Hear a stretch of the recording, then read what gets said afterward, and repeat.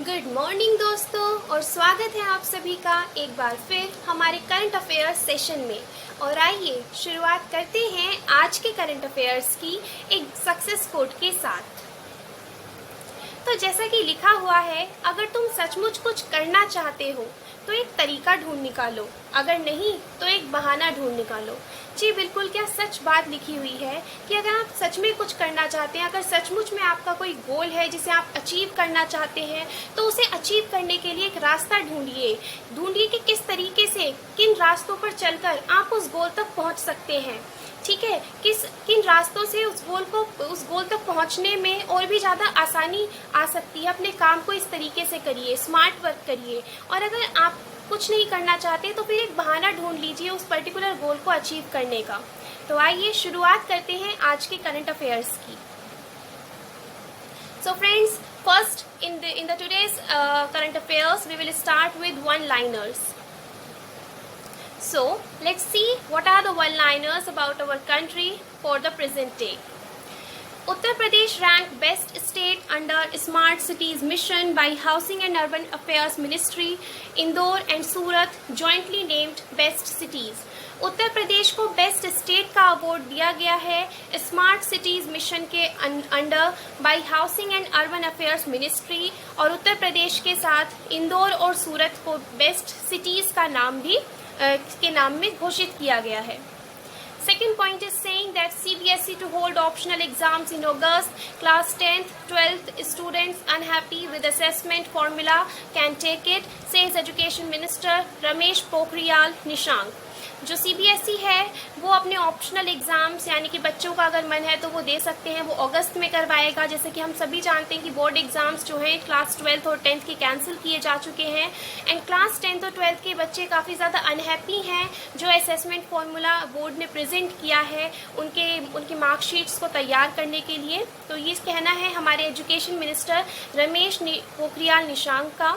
And देखिए, banking के exams के पॉइंट ऑफ व्यू से देखा जाए तो ये जो लाइन है लास्ट वाली, that is education minister Ramesh Pokhriyal Nishank, ये बहुत इंपॉर्टेंट करंट अफेयर के पॉइंट के फील्ड में आता है, क्योंकि बैंकिंग एग्जाम्स में, जैसा कि मैं आपसे हमेशा कहती आई हूँ, इस तरीके के क्वेश्चन बहुत ही नॉर्मल हैं जो पूछे जाते हैं कि इस पर्टिकुलर मिनिस्ट्री के मिनिस्टर कौन है, main minister. So education minister है हमारे Ramesh Pokhriyal Nishank. Third point is saying that Niti Aayog organizes national consultation on prevention of maternal, adolescent and childhood obesity. NITI Aayog ने जो है नेशनल कंसल्टेशन ऑर्गेनाइज किया था ताकि जो आजकल माताओं में, बच्चों में जिस तरीके की ओबेसिटी की सिचुएशन दिन प्रतिदिन बढ़ती जा रही है, जैसा कि हम देखते हैं कि लॉकडाउन्स की वजह से बच्चे घर पर हैं तो वो टीवी वगैरह देखते रहते हैं, उनकी क्लासेस भी ऑनलाइन होती हैं, फिजिकल वर्क कुछ करते नहीं हैं, कोई एक्टिविटीज़ नहीं करते हैं। ठीक है, तो इसकी वजह से जो ओबेसिटी जैसी प्रॉब्लम्स हैं वो बहुत ही कॉमन है आजकल के लोगों में। और ये कहना है हमारे MIB Prakash Javadekar relaunches IIMC's Indian Institute of Mass Communication research, journals, Communicator and Sanchar Madhyam. So next point is saying that India China agree on need to find early resolution to remaining issues along line of actual control in eastern Ladakh.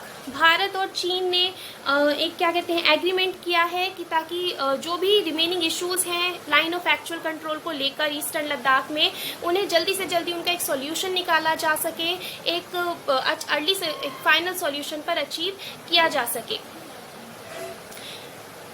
Minister of State Education for Education Sanjay Dhotre launches Rapid Antigen Test Kit for COVID-19 developed by IIT Delhi. अब देखिए, जो हमारे minister of state for education हैं जिनका नाम है संजय धोत्रे, इनका ये पहले भी 2 दिनों में न्यूज़ में रह चुके हैं, मैंने आपको बताया था इनके बारे में। ठीक है, तो ये जो संजय धोत्रे जी हैं जो कि minister of state for education हैं, इन्होंने रैपिड एंटीजन टेस्ट किट को लॉन्च किया है कोविड-19 के लिए, जो कि किसने बनाई है, IIT दिल्ली ने बनाई है।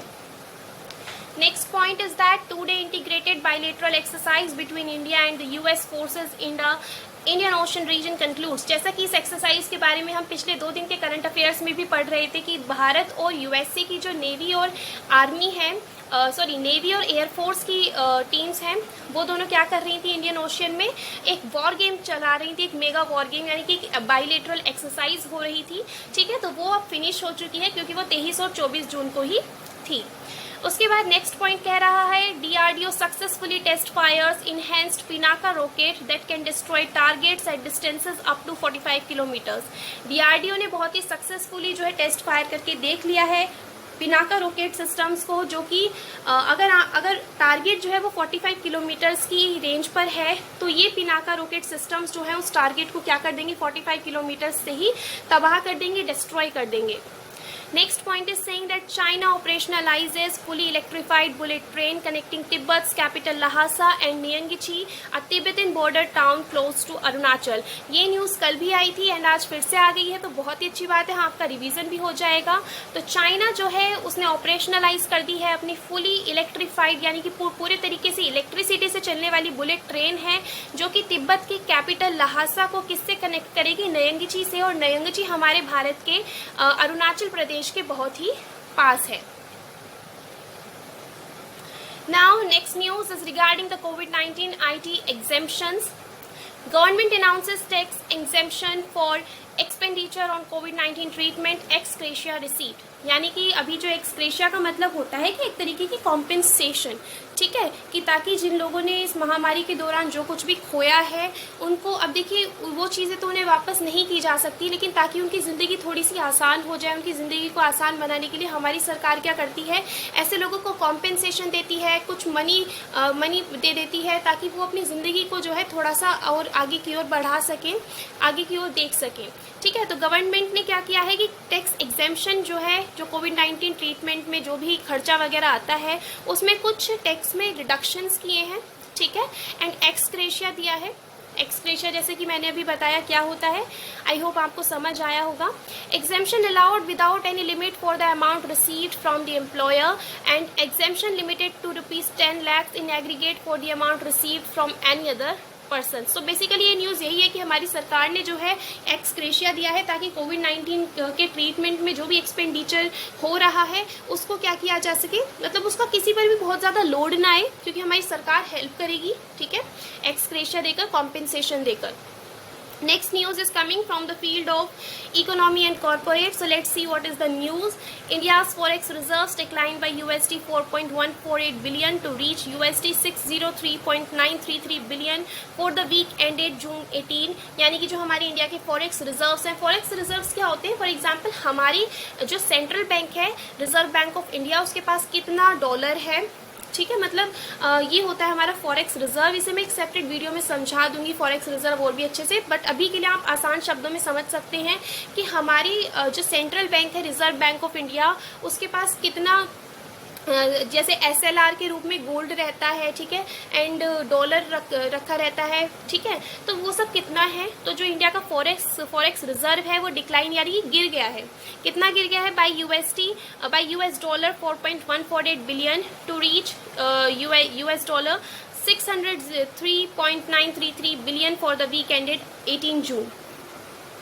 Next point is saying that finance minister participates in global investors roundtable organized by US-India Strategic Partnership Forum। यानी कि जो हमारे वित्त फाइनेंस मिनिस्टर हैं निर्मला सीतारमन, उन्होंने पार्टिसिपेट किया है ग्लोबल इन्वेस्टर्स राउंड टेबल में, जिसे कि इंडिया और US ने मिलकर ऑर्गेनाइज किया था bye US-India Strategic Partnership Forum USISPF। Third point is that government extends the deadline of electric vehicles promotion scheme FAME to faster adoption and manufacturing of EV electric vehicles in phase 2 till March 2024। यानी कि जो हमारी सरकार है उसने extend कर दी है deadline, किस चीज़ की डेडलाइन, जो इलेक्ट्रिक व्हीकल्स प्रमोशन स्कीम है FAME 2, उसकी डेडलाइन को क्या कर दिया है, बढ़ा दिया गया है। कब तक, मार्च 2024 तक। Next point is that Law Minister Ravi Shankar Prasad launches ITAT E-Dwar, an e-filing portal of Income Tax Appellate Tribunal। हमारे जो लॉ मिनिस्टर हैं जिनका नाम है रवि शंकर प्रसाद, ये बैंकिंग एग्जाम्स के पॉइंट ऑफ व्यू से बहुत इंपॉर्टेंट है। तो हमारे लॉ मिनिस्टर कौन है, रवि शंकर प्रसाद जी हमारे लॉ मिनिस्टर हैं, और इन्होंने लॉन्च किया है ITAT E-Dwar। ये क्या है, ये एक ई-फिलिंग पोर्टल है, किसके लिए, इनकम टैक्स एपेलेट ट्राइब्यूनल के लिए। Now next point is that World Bank approves $125 million Resilient Kerala program to support states preparedness against natural disasters। यानी कि जो वर्ल्ड बैंक है जिसका हेडक्वार्टर वॉशिंगटन डीसी में है, ठीक है, तो इसने जो है कितने का वो $125 मिलियन का एक रेजिलियंट केरला प्रोग्राम अप्रूव किया है, ताकि जो स्टेट में देखिए हम सभी जानते हैं कि अभी 2018 में भी केरला में बहुत ज़्यादा बाढ़ वगैरह आ गई थी, फ्लड्स वगैरह आई थी। तो ऐसे जो भी नेचुरल डिजास्टर्स वहाँ पे आते रहते हैं उनके लिए इस स्टेट को क्या किया जा सके, प्रिपेयर किया जा सके, तैयार किया जा सके, ठीक है। तो इस तरीके से वहाँ पे वो इंफ्रास्ट्रक्चर या डेवलपमेंट जो भी करवाएगा, मदद करेगा। तो वर्ल्ड बैंक ने $125 मिलियन की जो है केरला को क्या की है, रेजिलियंस दी है, मदद की है। Next point is that Japan to provide $9.3 million aid to India for building cold chain system to fight COVID-19। जैसे कि हमारा ये बहुत ही अच्छा है, जापान एक बहुत ही अच्छा देश है, एंड जापान ने क्या किया है, इन्होंने हमारे प्यारे भारत को $9.3 मिलियन की क्या दी है, मदद की है। किस लिए? ताकि हम अपनी जो हमारा बिल्डिंग कोल्ड चेन सिस्टम है उसको तैयार कर सकें, बना सकें, बिल्ड कर सकें, ताकि हम कोविड-19 जैसी महामारी से अच्छे से लड़ सकें और इसे टैकल कर सकें। Serum Institute of India starts manufacturing Covovax, a COVID-19 vaccine developed by Novavax in INC of US। ठीक है, सीरम इंस्टीट्यूट ऑफ इंडिया ने जो है कोवोवैक्स को मैन्युफैक्चर करना शुरू कर दिया है। कोवोवैक्स क्या है? ये कोविड-19 की वैक्सीन है जो कि नोवावैक्स INC ने बनाई है, और नोवावैक्स INC क्या है? US की कंपनी है। Next news is regarding the category of world. So let's see what is in the news. Global Terror Financing Watchdog FATF Financial Action Task Force retains Pakistan on its grey list for not doing enough to curb terror funding। देखिए ये जो global terror financing watchdog है, देखिए FATF क्या करता है, ये जो फाइनेंशियल एक्शन टास्क फोर्स है बेसिकली ये कंट्रीज को जो है दो तरीके की लिस्ट होती है, एक होती है ब्लैक लिस्ट, एक होती है grey list.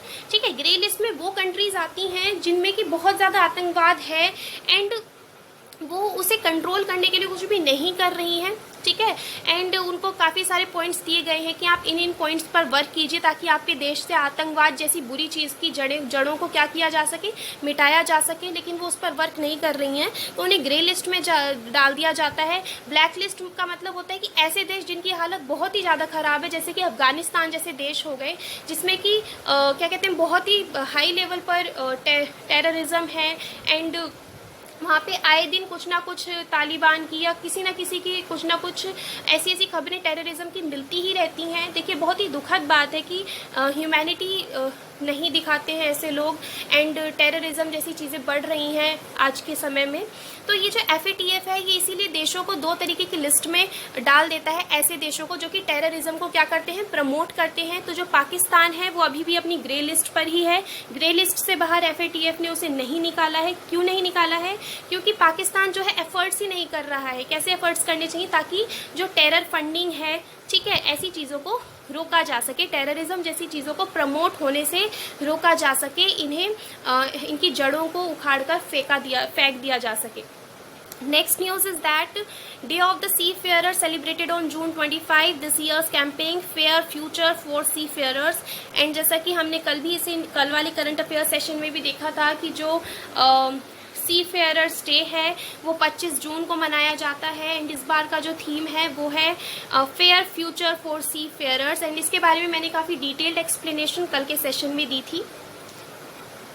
Next news is about Pinaka rocket system and 122 mm caliber rocket system from a multi-barrel rocket launcher MBRL, and this topic is very much important from the GS3 paper of UPSC mains examination. The Defense Research and Development Organization DRDO successfully test-fired enhanced range versions of its indigenously developed Pinaka rocket system and 122 mm caliber rocket system from a multi-barrel rocket launcher MBRL on June 24 and 25, 2021 at the Chandipor's integrated test range in Odisha, informed the Defense Ministry। तो हमारा जो DRDO है उसने successfully test fire कर लिया है किस को, एक तो पिनाका रॉकेट सिस्टम को और 122 mm कैलिबर रॉकेट सिस्टम को, ठीक है। कब किया है? 24 जून और 25 जून को, और कहाँ पर किया है? At the Chandipur integrated test range in Orissa में, ठीक है। और ये ऐसा हमारे डिफेंस मंत्रालय ने बताया है। Both the Pinaka and 122 mm caliber rocket systems have been developed jointly by the Pune-based Armament Research and Development Establishment and High Energy Materials Research Laboratory with manufacturing support from MS Economy Explosives Limited, Nagpur। अब देखिए क्या फ़ायदा होगा इन Pinaka rocket systems का और ये जो 122 mm calibre rocket systems हैं। 25 enhanced range versions of Pinaka rockets were test fired on June 24 and 25, 2021 at Chandipur's integrated test range in Odisha.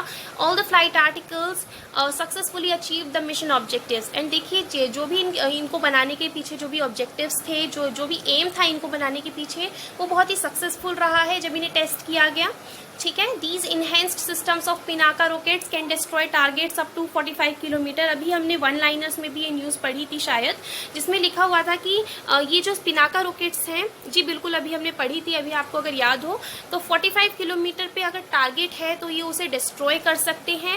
Range instruments including telemetry, radar and electro optical tracking system deployed by ITR and proof and experimental establishment were used to track the accuracy of target achieved by the flight articles. अब देखिए ये जो flight articles हैं ये कितनी accuracy के साथ अपने टारगेट को डिस्ट्रॉय करते हैं। अब इस चीज़ को चेक करने के लिए इनके अंदर बहुत से रेंज इंस्ट्रूमेंट्स हैं, जैसे कि टेलीमेट्री है, radar and electro optical tracking system है जिसको कि ITR ने बनाया है, ठीक है।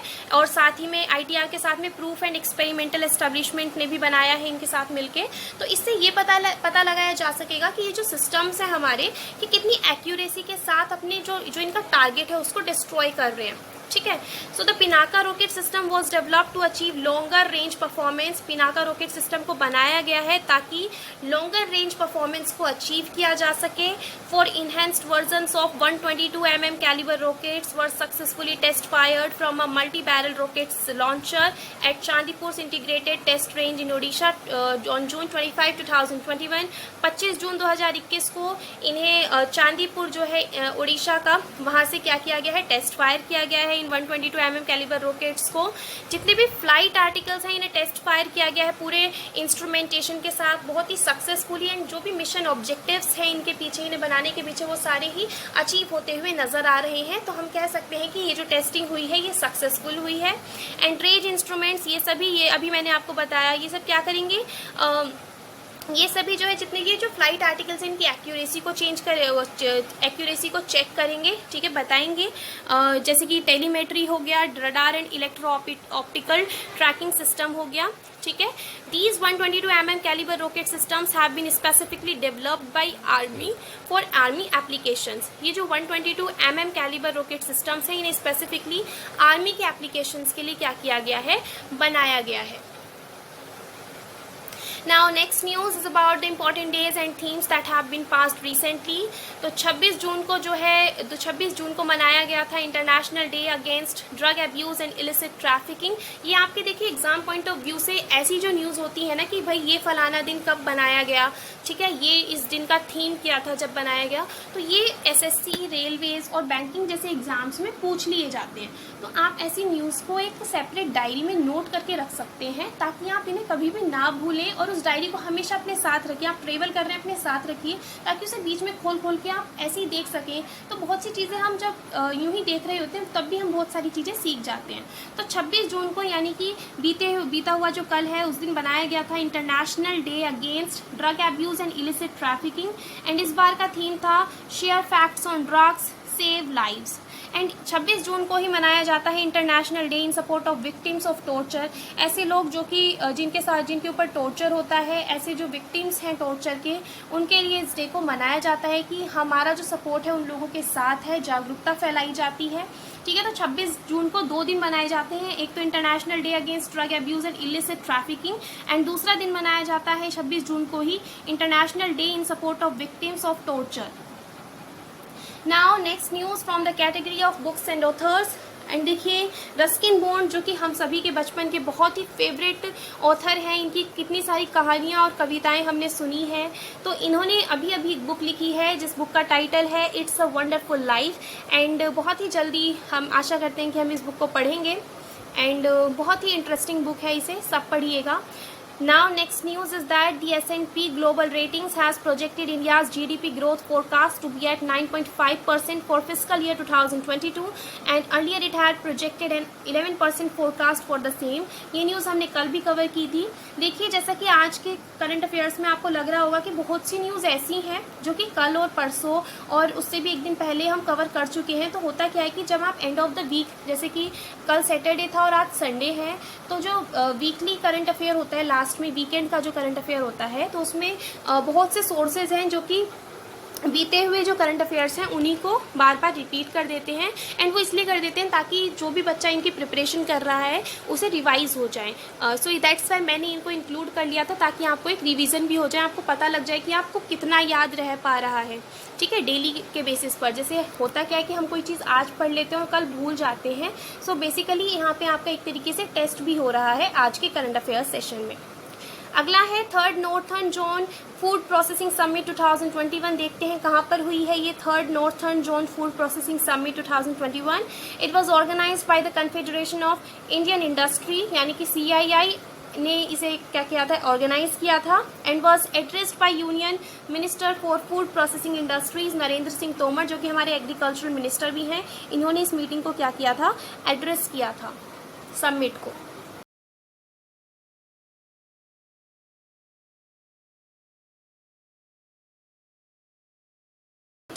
Vismoy Economia Social, INAES and Cooperative Confederation of Argentina, Cooper, to set up nano urea liquid manufacturing unit in Argentina. And इन्होंने जो है अर्जेंटीना में liquid urea liquid manufacturing unit को सेटअप करने के लिए ये मेमोरेंडम ऑफ अंडरस्टैंडिंग साइन किया है. इसका स्टैटिक पार्ट ये है, देख लेते हैं स्टैटिक पार्ट. इसका बहुत इंपॉर्टेंट है कि IFFCO का हेडक्वार्टर कहाँ पे है. ये आपके बैंकिंग एग्जाम्स में पूछा जा सकता है. तो न्यू दिल्ली. एंड अर्जेंटीना की कैपिटल क्या है, ब्यूनोस एयर्स. एंड करेंसी क्या है अर्जेंटीना की, पीसो. गोवा, ये बहुत ही अच्छी न्यूज़ है, एग्जाम पॉइंट ऑफ व्यू से भी बहुत इंपॉर्टेंट है. इसका डायरी में बहुत अच्छे से नोट बना लीजिएगा दोस्तों.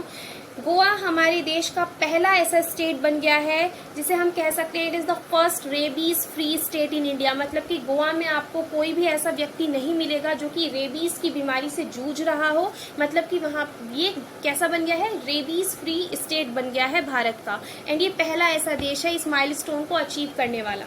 इसका स्टैटिक पार्ट देख लीजिए कि क्या क्या इंपॉर्टेंट है गोवा से रिलेटेड. CM कौन है गोवा के, प्रमोद सावंत हैं. यहाँ की गवर्नर हैं भगत सिंह कोश्यारी. ठीक है. एंड अभी अभी जो है गोवा का स्टेटहुड डे भी बीता था 30 मई को. ठीक है. एंड इस बार जो है गोवा के स्टेटहुड की क्या कहते हैं डायमंड जुबली भी है. ये आप एडिशनल नॉलेज में आपको बता रही हूँ जो मुझे पता है. एंड क्योंकि 60 साल हो गए हैं गोवा को जब स्टेटहुड मिला था तब से. एंड और भी चीज़ें हैं जो कि मैं लेकर और भी आपको बताऊंगी. ठीक है. तब तक हम नेक्स्ट न्यूज़ पर चलते हैं. टैक्स इंस्पेक्टर्स विदाउट बॉर्डर्स, ये न्यूज़ भी अभी हमने रिसेंटली कवर की थी कि TIWB जो है उसके साथ कोऑर्डिनेट करके भारत जो है भूटान की मदद कर रहा है ताकि वहाँ का जो टैक्स एडमिनिस्ट्रेशन है उसको और बढ़िया बनाया जा सके. जो भूटान का टैक्स एडमिनिस्ट्रेशन है उन्हें टेक्नोलॉजिकल स्किल्स बताई जा सकें कि किस तरीके से और भी ज़्यादा एफिशिएंट मैनर में वहाँ के टैक्स एडमिनिस्ट्रेशन को क्या किया जा सकता है, ऑर्गेनाइज किया जा सकता है. ठीक है. तो इसका स्टैटिक पार्ट देख लीजिए. बाकी न्यूज़ तो आपको पता ही है क्योंकि आपने बाकी के करंट अफेयर्स में भी देखी होगी पिछले 2 दिन के जो करंट अफेयर्स हैं उनमें. So let's see. It is the joint initiative of the United Nations Development Programme and the Organisation for Economic Cooperation and Development and it was effectively launched in Bhutan in partnership with India. India was the partner jurisdiction and has provided tax expert for this program. The duration of the program will be 24 months. And let's see what is the static part of this news. इसका headquarter कहाँ पर है, ये United Nations Development programme का New York में है, USA में. ठीक है. OECD का यानी कि Organisation for Economic Cooperation and Development का हेडक्वार्टर कहाँ पर है, पेरिस में है. पेरिस कहाँ है, फ्रांस में. भूटान की कैपिटल थिम्पू. भूटान की currency Bhutanese ngultrum. Now 11th BRICS Science and Technology Steering Committee meeting. देखते हैं इस मीटिंग में क्या हुआ है, कहाँ पर हुई है. ऑब्वियसली बात है इस बार ब्रिक्स को कौन होस्ट कर रहा है, इंडिया कर रहा है, तो ऑब्वियसली मीटिंग भी इंडिया ने ही होस्ट की होगी, ठीक है, सो ऑर्गेनाइज की होगी. At this meeting BRICS nations agreed to cooperate on innovation cooperation. The meeting was hosted by Department of Science and Technology, Government of India. The proposal made by India for cooperation in innovation will consider at the BRICS Science, Technology and Innovation Entrepreneurship Working Group to define and elaborate action plan. तो देखिए ये जो science and technology की steering committee meeting हुई है, इसमें BRICS Nations ने क्या किया है, एग्री किया है कि ये इनोवेशन कोऑपरेशन में क्या करेंगे, कोऑपरेट करेंगे ताकि इनोवेशन जैसी चीज़ों को क्या किया जा सके और भी ज़्यादा प्रमोट किया जा सके. एंड मीटिंग किसने होस्ट की है, गवर्नमेंट ऑफ इंडिया के department of Science and technology ने होस्ट की है. ये प्रपोजल जो है इंडिया का था, मतलब इंडिया ने ये प्रपोजल आगे रखा कि हमें इनोवेशन की फील्ड में कोऑपरेट करना चाहिए है. And in innovation will be considered at the BRICS Science, Technology and Innovation Entrepreneurship and Working Group to define and elaborate action plan. अब ये जो ब्रिक्स की science, technology and innovation entrepreneurship group है, working group है, ये बताएगा कि किस तरीके से इस माइलस्टोन को अचीव करने के लिए कैसे कैसे क्या क्या एक्शंस लेने हैं, कैसे कैसे काम करना है ताकि इनोवेशन को क्या किया जा सके, प्रमोट किया जा सके. सो हेयर फ्रेंड्स, आज का करंट अफेयर जो है काफ़ी छोटा लगा होगा आपको, क्योंकि देखिए मैंने काफ़ी सर्च किया बट बहुत सी न्यूज़ थी जो कि रिपीट हो रही थी, तो उन्हीं में से जो मुझे इंपॉर्टेंट लगी वो मैं आज लेकर आ गई थी. एंड अगर आपको सेशन पसंद आया हो तो वीडियो को लाइक करें, अगर आपको पसंद नहीं भी आया है तो प्लीज़ उसे डिसलाइक करें ताकि मैं खुद को और भी ज़्यादा इम्प्रूव कर सकूँ. एंड अगर आप मेरे चैनल पर नए हैं तो इसे सब्सक्राइब करें, वीडियो को लाइक करें एंड कमेंट्स करके अपने व्यूज़ को शेयर करना ना भूलें, because it's your views that give me motivation to make more such videos and to collect more relevant data and work more tirelessly so that you can't skip not even you cannot skip not even a single current affair that's relevant from the exams point of view. and please अपने दोस्तों के साथ जो भी government exams की तैयारी कर रहे हैं, SSC, railways, IAS, PCS, whatever exam they are preparing for, उनके साथ ज़्यादा से ज़्यादा शेयर करिए ताकि उनकी हेल्प की जा सके, ठीक है. And thank you for watching friends and have a good day ahead.